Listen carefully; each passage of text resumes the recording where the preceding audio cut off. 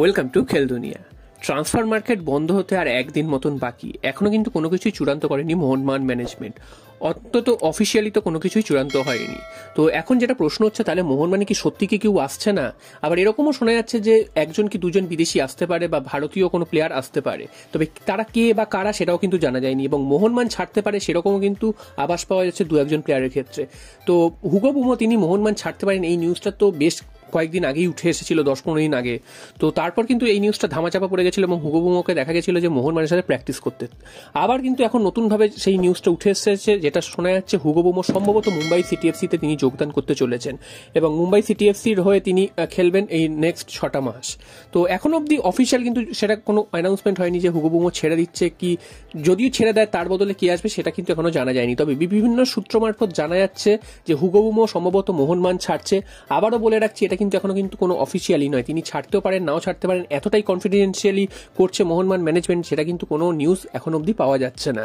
তো হুগো বুমো যদি ছেড়ে যায় মোহনবাগানের, সেক্ষেত্রে মোহনবাগানের মিডফিল্ডের অবস্থা কি হবে বা মোহনবাগানের মিডফিল্ডের দায়িত্ব কে নেবে?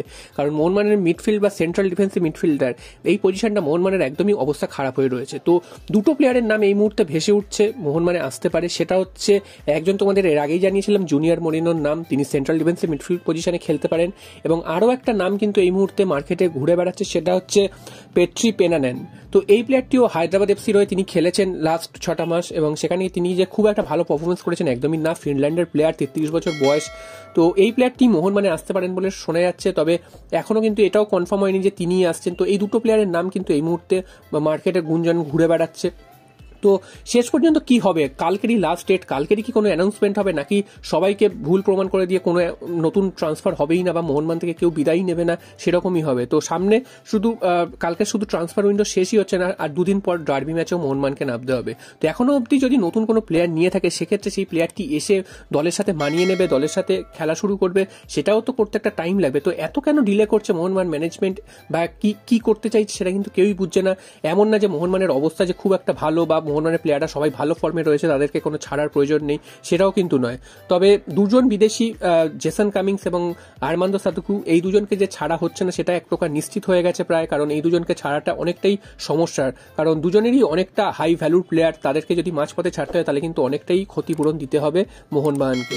সেই কারণেই মোহনবাগান এই দুজন প্লেয়ারকে হয়তো ছাড়বে না। তবে ডিফেন্স থেকে ব্র্যান্ডন হ্যামিলের যাওয়ার একটা সম্ভাবনা তৈরি হয়েছিল, তিনি লোনে চলে যাচ্ছিলেন মালয়েশিয়ার একটি ক্লাবে। তো সেটাও এখনো তিনি যাবেন কিনা সেটাও কোনো নিউজ বা আপডেট সরকারিভাবে কিছু আসেনি।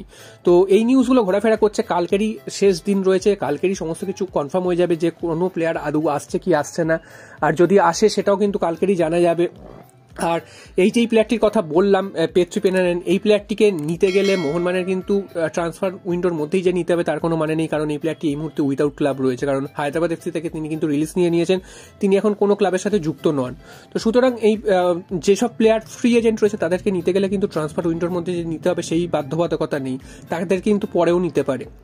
যদি এই প্লেয়ারটিকে নিয়ে আসে মোহনবাগান, সেক্ষেত্রে প্লেয়ারটি কেমন হবে, তোমাদের কি মনে হয় সেটা তোমরা অবশ্যই মতামত কমেন্ট বক্সে জানিও। এছাড়াও মোরেনো যে প্লেয়ারটি, এই প্লেয়ারটিও যদি মোহনবাগানে আসে তো সেটাও মোহনবাগানের জন্য কতটা ভালো হবে সেটাও তোমরা অবশ্যই কমেন্ট